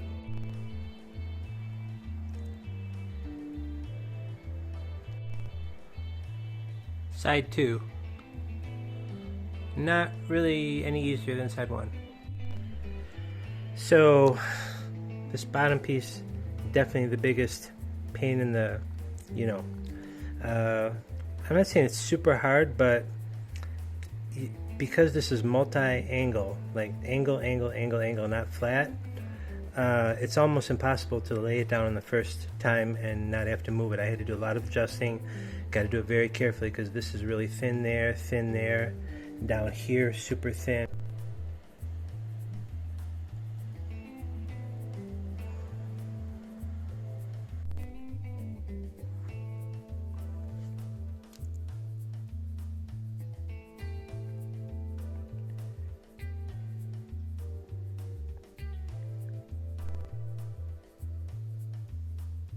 So pretty much finished the wrap. There's that. Sorry about all the crap in the background. Well, the amp's not crap. Anyway, it was actually rather difficult, to be honest. Even a little harder than I expected. Had to reset a lot of pieces multiple times to adjust, you know, position by the millimeter, and a couple times to get rid of air bubbles that were under there. Front fender was really kind of difficult because had to get this space on both sides, like, you know, 1 millimeter of clearance, get it absolutely perfectly centered. These pieces, kind of the way they mount wasn't obvious at first, had to get those to line up. No, in general, I mean, nothing wrong with the quality of the wrap from ECD Customs and Charge Cycle Works. The wrap quality is great, just you have to really take your time with each piece and get that on there perfectly. The result looks really good though. So it's kind of exciting. Been waiting for bars for a long time. I actually ordered 2 different ones. One I ordered over a month ago from Spain, still hasn't come yet. This is the Chad Reed, Kevin Windham Bend Renthal Moto bar. So excited about that. Hopefully it's not too much blue. Ah yes, this reminds me of my YZ250 days. Very cool. Look at the difference in bend between a mountain bike handlebar and this. These are swept much higher and swept back more. No, interesting difference between that and a regular mountain bike handlebar. Okay, got the handlebars and cockpit preliminarily set up. Looking good. Bars, these Windham Chad Reed moto bars were 800. I cut them down to 760, which is stock width. I'm used to actually 720 on my bike, so mountain bike, so this is a little wider than I'm used to. Did the thumb throttle, no, did the brake right next to the grip because these MP7 levers are kind of short. Did the thumb regen over here, it's still reachable. What else? Did just temporary mounting of these. Cut the rear brake line, gonna run it through here and up, same way as stock went. One thing I forgot to mention, looking at this build, I just can't quite put my finger on it, but something seems to be missing. What is it? What is not here? Because all the parts are here. Today, by the way, is January 26th. This marks exactly 2 months since I started this process, and over Black Friday weekend started ordering some of the parts for it, ordered the frame and everything on AliExpress. So it's been 2 months exactly. Most of the parts to Ukraine took about a month to get here, so parts really only started coming in the beginning of January. But 2 months now. What's missing? The milk racing wheels are missing. I ordered the milk racing wheels exactly 2 months ago. They are still in process. They haven't even shipped out yet. They did say that it would be, when I ordered, between 5 and 9 weeks, but I thought that was just, you know, kind of the good business practice of under promising and over delivering. You know, how do you make somebody happy about 5-week delivery time? Well, tell them it's going to be 8 weeks and then deliver in 5. So I thought they were kind of overestimating, but no, actually it's going to be 9 weeks, looks like. So, and that's not even with shipping time because they're just right next door here in Poland. So I'll do a separate video about milk racing wheels. I'm sure they're going to be great, but 2 months, that's a long time to wait. Working on running the rear brake cable now. There was some question I had about which way to run it, because to me the neatest way was to run it there and then obviously into there, down in there, along here.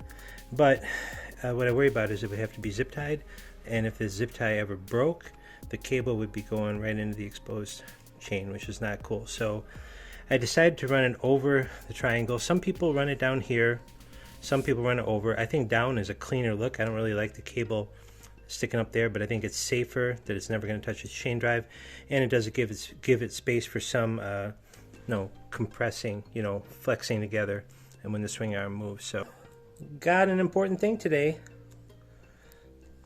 Yep, it's my 3D printed case, and it fits perfectly. These dimensions are perfect. I mean, it's tall, no question. It's definitely a tall case, but to have an 80-volt high power pack, I'm totally willing to live with that. See, I'll try to show you what I'm talking about. I did the 4 inches method, took this 4-inch section out, and if you see, it's not overflowing there. That's not good. So what we want is that to be overflowing. So you need to have ready royal blood with a syringe, and I'll just do it. Hard to do and hold the phone at the same time. Just like that. Just, you want it just overflowing with brake fluid. Try and show here what I'm talking about. So this is my cut side of the tube. I actually haven't cut it to length yet. I'm going to do that next. This is on your long side. So first you put your boot on from the old one. You put your nut on from the old one, new olive, and then you see here it's not overflowing. So I'm going to add some drops of royal blood to that until it's totally overflowing. So both sides are overflowing with fluid, and then boop, pop them together. Okay, got it in. Here's one other thing that's important that the Jensen video doesn't mention. As you're screwing the nut in, no, it goes till the threads aren't visible.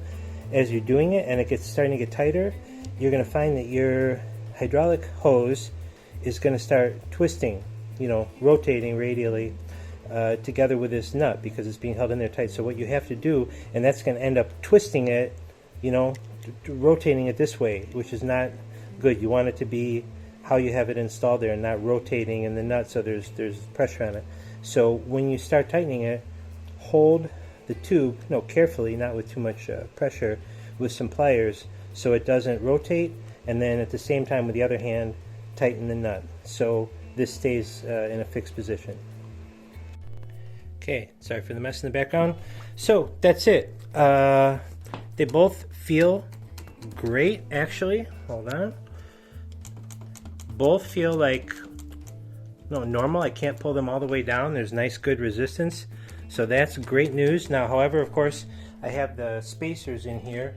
This is how I set up the rear one so it's in the right place, because no, thank you, Milk Racing. Over 2 months now, I still don't have my wheels, but anyway, hopefully when the real wheels get in there with the rotors, they'll be okay. But both actually feel really good, so hopefully a successful install of the MT7s with no additional bleeding needed. Well, here's how the lid fits on. It's yeah, pretty tall. That's going to require quite the extension. Well, I do have to admit, coming up with a custom extension piece here, it's going to be a little bit of a challenge. I'm doing just a quick double check of the Domino throttle. Hooked up my power supply here before putting away all the wires and everything permanently. I charged my battery on the bike to 80 volts. Main thing, I was having an issue with it'd be good if I put it on power mode. I was having an issue when I first did the calibration on the Domino. Ooh, that's my first hearing of the chain drive.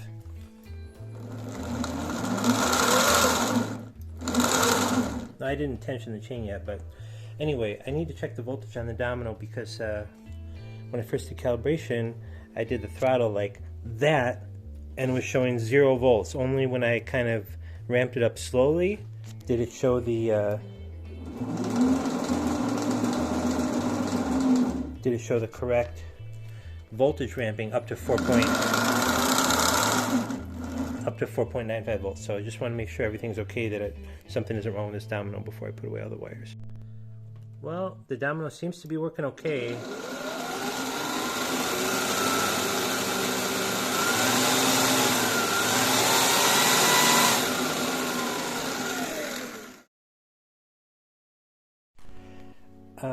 No, just a quick thing. Got my first Enjoy seat cover.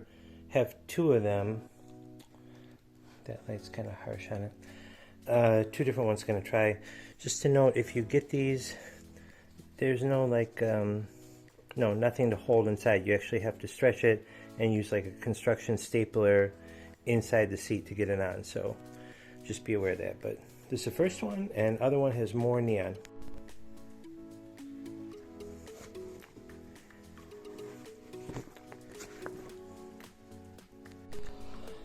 Working on organizing all the wires down in there. Just one tip, if you're using the Domino throttle, it actually doesn't matter, any electronic throttle, make sure you run your cable down and under the top triple clamp before running down in there. And you see everything else is going under the triple clamp for a nice clean look like that. I forgot to, mine was over the triple clamp, so I had to take this whole upper thing off, which is a real pain in the butt, in order to get my throttle cable underneath there. So just try and remember, if you can, run your cables all the correct way under this top triple clamp first. Got everything nice and neat up there. there. So for now, wires are routed. I decided to do horn delete.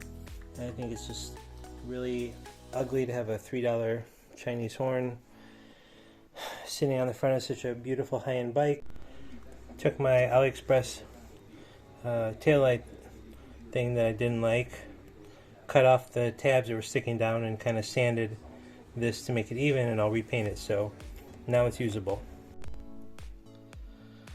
So decided to put the Dorado stickers on because you can never have too much neon yellow. No, they match perfectly, so I think it's cool for now. Some small bits of progress today. This part there came in, so installed that. Not super easy to do when it's already in place. Got that. All places that needed grease, like here in the linkage shock, although I'm going to change the shock, their linkage, took the bolts out, greased everywhere, did Loctite on all the bolts, which I hadn't done before. Took out, Loctited everything, Loctited those, did that. 3D printing company is finalizing the updated pieces that I need, so that's good. And then did the front Manitou stickers. A lot of neon, but I think it's cool.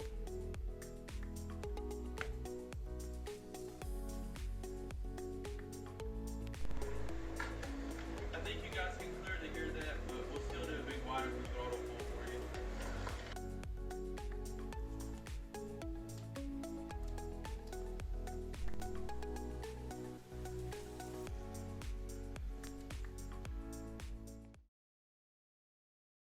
So, one sort of fun job you get to do if you get milk racing wheels is you need to drill, and you have Magura rotors, which I do.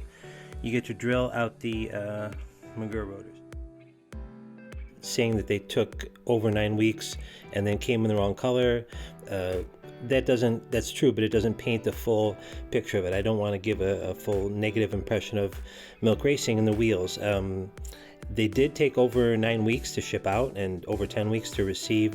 Milk Racing is definitely guilty in that. They realized that they got really behind in 2023 Black Friday and New Year's.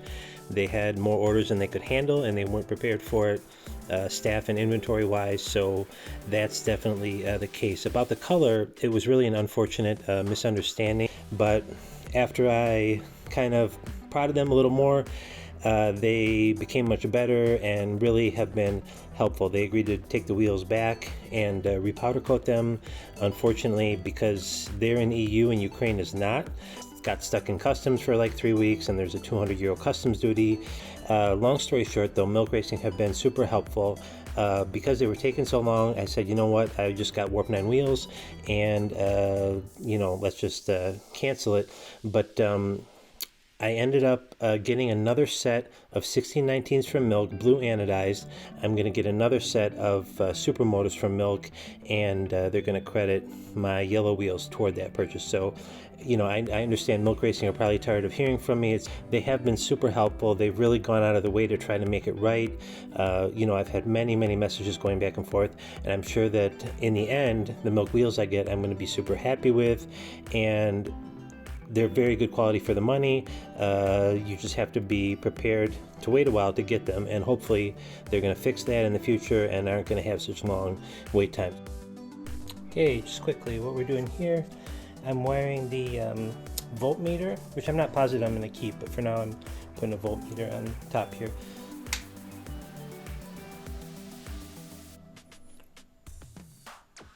And it works.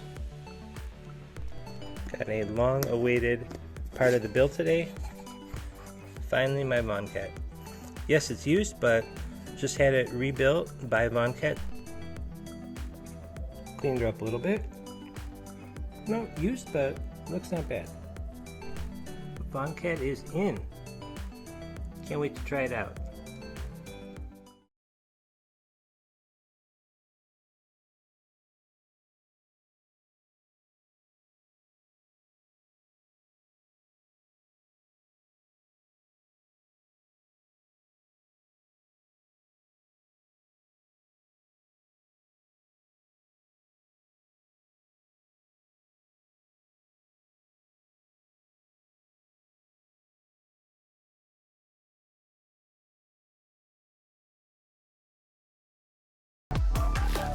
There's one really nice thing about Warp9 over milk. I think I mentioned before, they are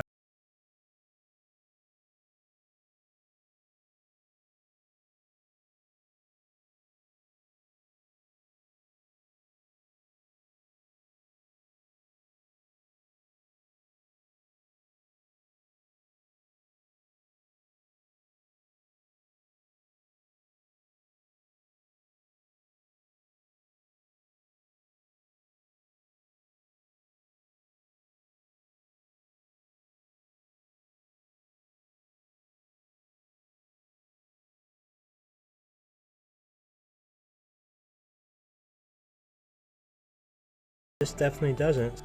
Okay, little update. Got the front wheel on, Magura rotor, caliper, everything adjusted okay.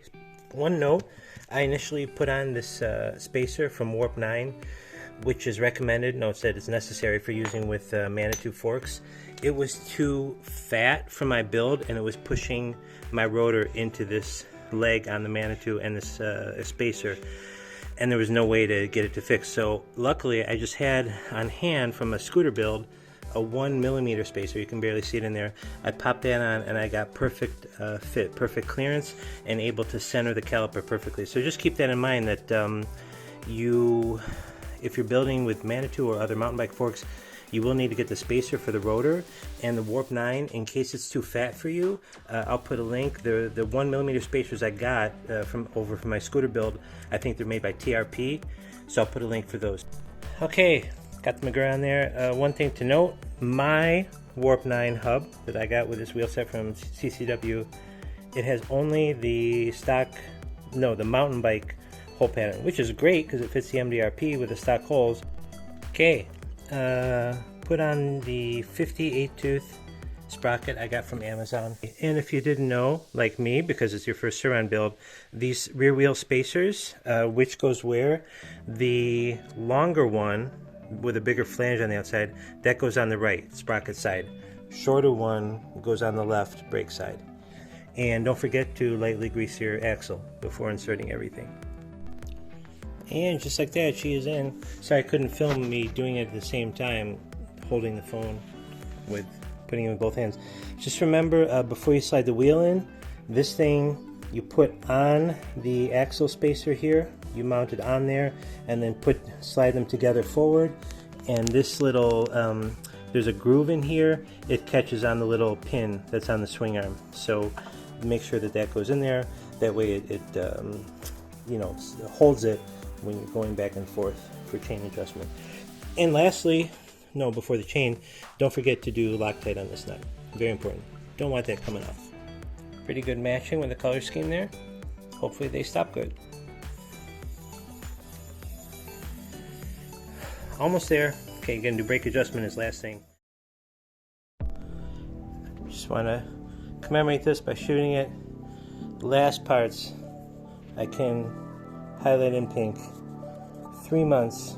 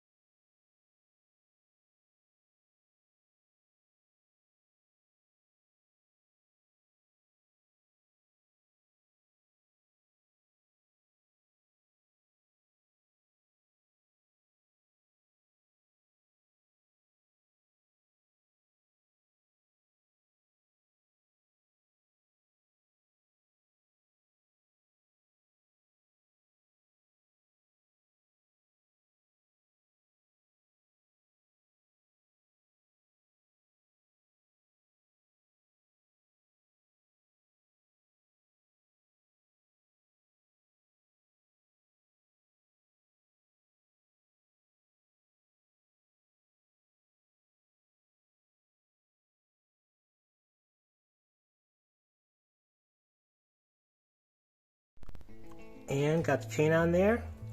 Got it cut with the help of an angle grinder.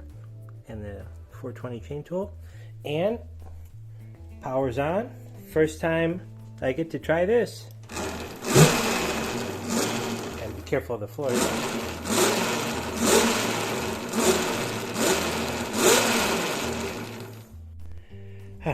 Just spent an hour and 2 full cans of chain cleaner cleaning the crap off of this new Renthal R1 chain. If you don't know, and this is your first time kind of working with a Renthal R1 chain like mine, building from scratch, it comes with this stuff on there that at first looks like a wax. I thought it was a wax, like, oh cool, they put some high-end wax on it so I don't have to wax it at first.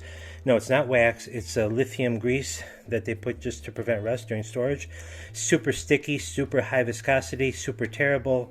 Read a lot of forum posts on Thumper Talk. Anyway, long story short, you need to remove this crap, this lithium grease, before using your bike, before using it.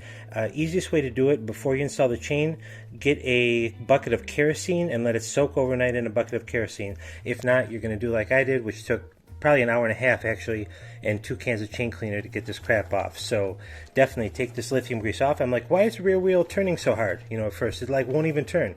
Well, because the chain had ridiculous rolling resistance because of this lithium grease. So yeah, remove the lithium grease, and then obviously do your normal cleaner and lubricant of choice afterward. So that's it. Definitely need to do before riding the bike the first time. Also, just one other quick thing I want to mention while I'm over here. People always talk about, you know, putting a wider rear tire. How wide can you go? So this is a Battlecross 90-116. The one that, you know, the size of Charge Cycle Works recommends.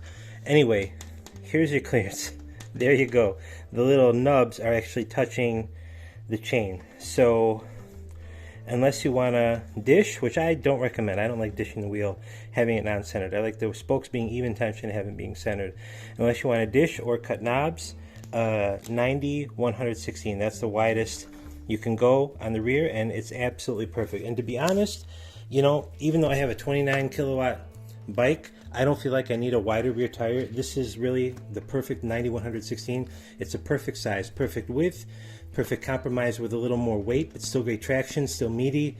It's 90-100 is really, for me, the absolute perfect rear tire size for this bike, even with high power. So that's it. Thanks for watching. Like and subscribe. Hope you enjoyed. I'll end with some beauty shots here of the bike. And oh, wait a sec.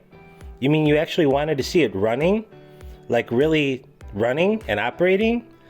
Well, I do have a couple very cautious, very slow, very careful, low power test runs I did. I guess I could show you those. So here you go. 2, 3.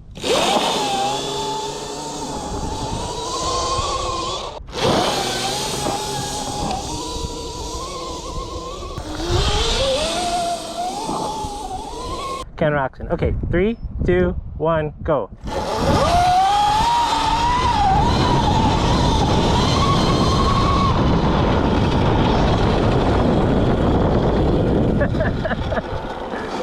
Oh, holy crap.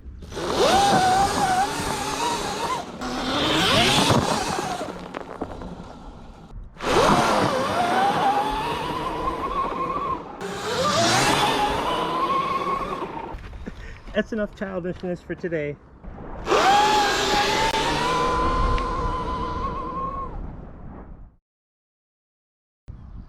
Gonna really briefly give my riding impressions. Hopefully you can hear me over the chain drive. If not, I'll do voiceover. This is only my second real ride on the bike. First couple just short, quick rides. First couple rides were just to go to shooting places. Yesterday took her out for the first time. And so briefly, my impressions. First of all, it feels heavy and solid. Definitely heavier than my mountain bike, of course, my Canyon CYC, which I'm used to. Also feels a lot more heavy and solid compared to the Kuberg Freerider that I had before. That was about 35 kilograms. Mountain bike's about 26. This is about 65. I haven't weighed it, but it should be right around 65. So it feels definitely more solid. Let's see, what else? About the frame, I love how, just show here, I love how, the frame is nice and narrow, and you can squeeze your legs onto the frame. And also, I really like, show for a second, if you can see, this hump that I have, sorry, my glove is loose, this hump for the battery, I really like that because it acts as kind of a stop, a crotch stop that keeps you from going further forward on the seat. So actually, this is really super comfortable. I really like that.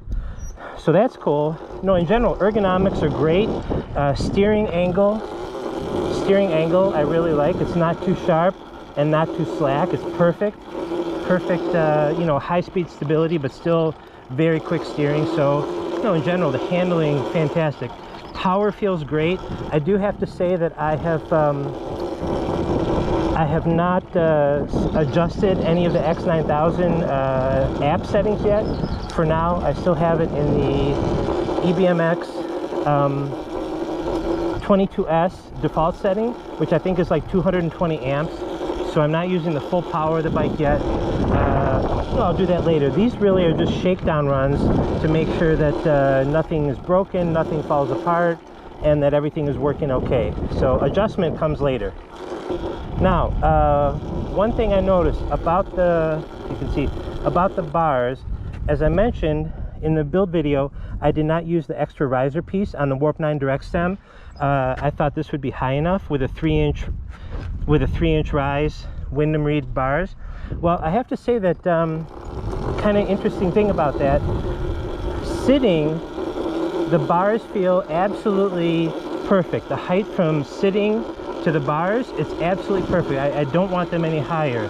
But what's really weird is when I stand, I'm sure it's bent camera is not showing, but when I stand, I am bent over like a 95-year-old babushka in the village here in Ukraine. I am like bent over like I'm touching my toes. Totally not comfortable. So at first I thought I need to get the extra riser piece for the bars here. But I realized that no, actually the bar height is okay. The issue I have is with the foot pegs. The foot pegs to me, the foot pegs are too high. Ergonomically, when you're standing, I'm used to riding motocross. I raced BMX, I raced motocross, road. I had YZ80 as a kid, had YZ250. So I stand riding a lot. And standing, it's totally not comfortable. I'm hunched over, you know, like a hunchback. So I think the solution is not to get the riser here, but I do, and I hope you can see if I'm angling right, I have just this cheap AliExpress one. I do think I want to get the Warp9 peg brace, which allows you to drop them down a little bit. I don't know if it's going to be far enough or not. I think I need to go at least an inch, maybe like 3 or 4 centimeters. Sorry about that. So I do want to drop the pegs down a bit. I know it's going to lose ground clearance doing that, but I don't care. For me, most important is standing, you know, comfortably riding, because I do that a lot. One final thing about the chain noise, about the primary chain drive noise. A lot of people talk about how loud it is. I'm sure you can hear it. Well, the interesting thing about that is you have to differentiate between the chain noise under load and the chain noise when you're coasting.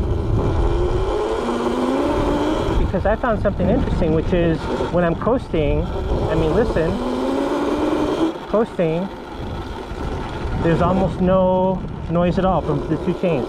It's only when you're under load. Second. Don't want to get mud on my new bike. By the way, it has about 100 kilometers now. So when you're coasting, it's not loud at all. It's when you're under load that it's loud, which is strange, because what is making the noise under load? Is it the chains, one or both of the chains? Is it the Jackshaft? Is it the motor? I don't think it's the motor. It's totally silent when spinning. So it's interesting that, like, I didn't notice that on my YZ250. The chain was no louder under load than coasting. It's the same. So what is it about the Surron? What is it in the drivetrain that makes it louder under load rather than coasting. Here, I'll give an example. There, we're under load. Coasting. Under load. Coasting.